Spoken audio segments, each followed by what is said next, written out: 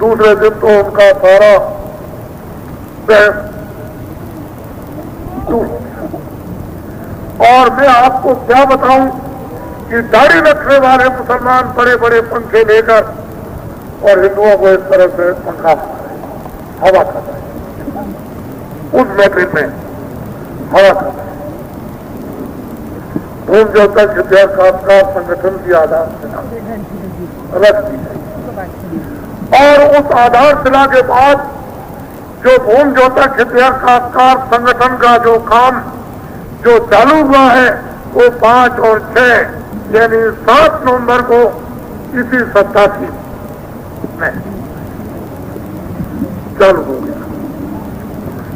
और इतने बड़े जन समुदाय के साथ में यह कार्यक्रम उस मैदान में हुआ जो शायद कोई आदमी सोच भी नहीं सकता। लोगों ने ट्रेनें रोकना बंद कर दिया। अगर ट्रेन रोक देंगे यहाँ पर बालामऊ में तो आदमी इधर से पसिंजर से या तो ऊपर जाएगा, तो ट्रेन जो शाहजहांपुर से सीधी लखनऊ खड़ी की और लखनऊ की खड़ी चली हुई शाहजहांपुर खड़ी की, वहां ट्रेनें खड़ी नहीं की। लोगों ने सोचा कि भीड़ ना तुम ट्रेन बंद कर दो, बस बंद कर दो, लेकिन जिसका निशाना लग गया है वो वहां पर निश्चित पहुंचेगा, वो रुकने वाला नहीं है कोई है, उसको कुछ करो। ये भूम ज्योतक इतिहासकार संगठन मैं इनके बारे में 2 वर्षों से चिल्ला रहा था कि मैंने इनकी बीमारी को पकड़ लिया, इनके दर्द को समझ लिया है और वो इतना दर्द है कि 2 अरब की आबादी आज भारत की है। इस आबादी में 1 अरब 60 करोड़ तो कामगार है। भूम ज्योतक सारा दारो मदार इन्हीं के ऊपर है। चाहे टैक्स बढ़ जाए, चाहे महंगाई हो जाए, चाहे अकाल पड़ जाए, चाहे सूखा पड़ जाए, चाहे ये हो जाए, चाहे वो हो जाए, चाहे वो इनकी संपत्ति को हड़प कर ले, लूट ले, विदेशों में ले जाए, कुछ भी करे, लेकिन सारा का सारा दारो मदार और सारी मेहनत करके देनदार ये भूम ज्योतक इतिहासकार 1 अरब 60 करोड़ इनको देना है। चाहे जितने आंदोलन करो, चाहे जितनी हड़ताल करो, चाहे जितनी तोड़फोड़ करो, चाहे दफ्तर जला दो, चाहे कारखाने जला दो, चाहे सड़कें तोड़ दो, चाहे पुलों को तोड़ दो, सारा नुकसान इन भूम ज्योतकों को देना है। 1 नया पैसा कोई भी नहीं देगा। जब बाबा जी ने ये सब कुछ जान लिया, सब कुछ समझ लिया, तो अब आप क्यों चिल्ला रहे हो?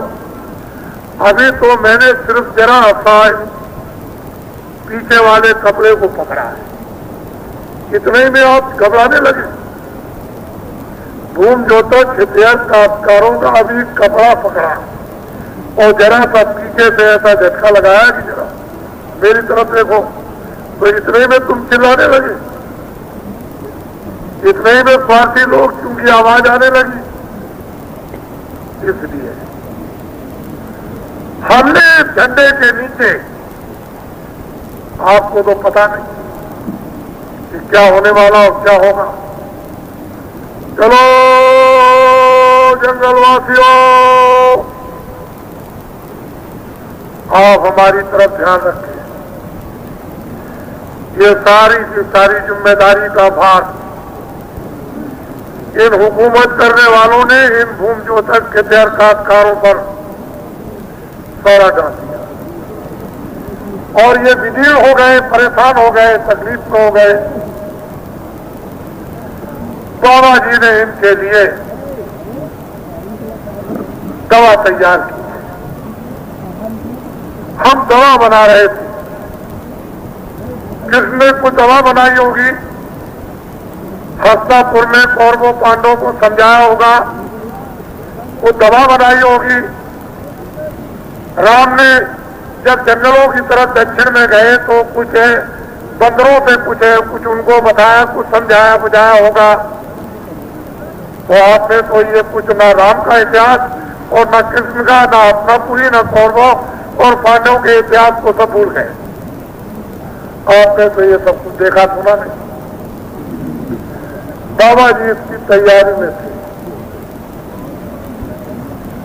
मुझे तो दवा बनाकर उसका उपयोग करना करा देना है, मुझे तो कोई लोभ लालच नहीं। बड़े ध्यान से सुने आप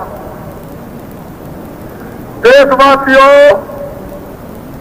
छोटे बड़े, हिंदुओं, मुसलमानों, सिखों, ईसाइयों, एक रास्ते से आए, एक ही रास्ता जाने का।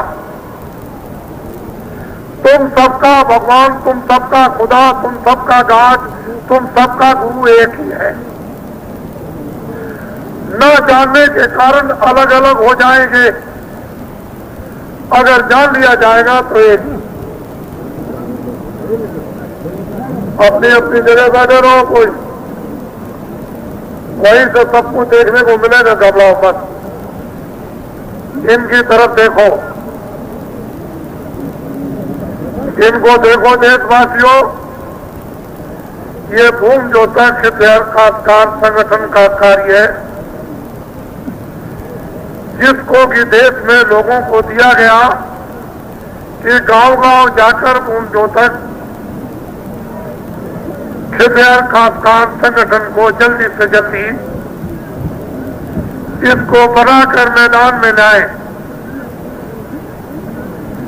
भूम ज्योतक हितैषी संगठन का झंडा ये फहरने लगा और उसका उपयोग समय से हो जाएगा, घबराने की जरूरत नहीं। ये हमारे भूम ज्योतक बैठे हुए हैं ऊपर मंच पर। इधर देखिए, इधर में ताज पहरे हुए हैं दूरदर्शी, जिनको 5 प्रांतों में मान्यता चुनाव आयोग द्वारा मिल गई, लेकिन उनका कोई भी सदस्य एमएलए एमपी के रूप में न लखनऊ में, न किसी विधानसभाओं में, न कहीं हो पाए, लेकिन मान्यता प्राप्त हो गई। ऐसा हिंदुस्तान का नहीं, विश्व का पहला इतिहास है। लेकिन ये जो मान्यता, ये जो चुनाव आयोग द्वारा जो गवर्नमेंट ऑफ इंडिया का गजट हुआ, वो लोगों ने इसको छुपाया अखबार और रेडियो पर, कि अगर ये गजट नहीं रेडियो अखबार पर बोल दिया गया तो दुनिया के लोग तमाम जान जाएंगे और हजरत दुनिया में मच जाएगी। तो आप तो इनका कोई गजट रेडियो अखबार से निकालिए नहीं। और भूम ज्योतक हितैषी की आधारशिला जो 10 सितंबर 1900 आपके 87 में रख दी गई, इसको भी रेडियो अखबार पर निकालने की जरूरत नहीं है। और उसके जो काम शुरू हो गए, इसको भी मत रेडियो पर निकालिए। लेकिन है भूम ज्योतक हितैषी, मैंने झंडे के नीचे तुम्हारे लिए ये प्रतिज्ञा की है कि हमारे देश का जितना भी काश्तकार 40 सालों के सरकारी कर्जे में जिस तरह से दबा हुआ, उसका विस्तार हमको नहीं करना है, लेकिन इतना दम गया है कि जिस गरीब के साथ जिसके पास में 2 एकड़ 1 एकड़ जमीन रह गई, वो उस कर्जे को सरकारी में ब्याज के घर बेचकर, ट्रैक्टर बेचकर, ट्यूबवेल बेचकर या जानवर बेचकर नहीं दे सकता। हमने सब सर्वे कर लिया, ये नहीं अब दे सकता। देने योग नहीं, इसने दिया या इसने नहीं लिया, ये छोड़ दीजिए। जितने लाखों आदमियों ने एक नया पैसा कर्जा नहीं दिया, लेकिन लाखों आदमियों के नाम चढ़ा हुआ है।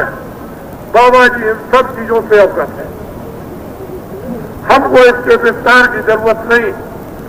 हमने तो सिर्फ इतनी प्रतिज्ञा की है, चाहे भूम ज्योतक हितैषी, मैंने तुम्हारे इस झंडे की आधारशिला रख दी और काम इस झंडे का प्रारंभ कर दिया। भूम ज्योतक हितैषी, तुम अपना झंडा अपने हाथ में ले लो। है सबसे पहला काम होम ज्योतक इतिहासकारों का क्या है कि अपने झंडे को लेना। इनका देश में कोई भी झंडा अभी तक नहीं। इनके नाम से जितने भी झंडे हैं, ब्लाउज के, पेटीकोट के, चोटी के, धोती के, वो तो दिल्ली और लखनऊ चले गए और अखबार रेडियो वहीं से बोलते रहते हैं, लेकिन इनका झंडा कोई। ये झंडों के नीचे मरीज बनकर दवा मांगते रहे। जब दवा नहीं मिली तो उसने कहा इधर आओ।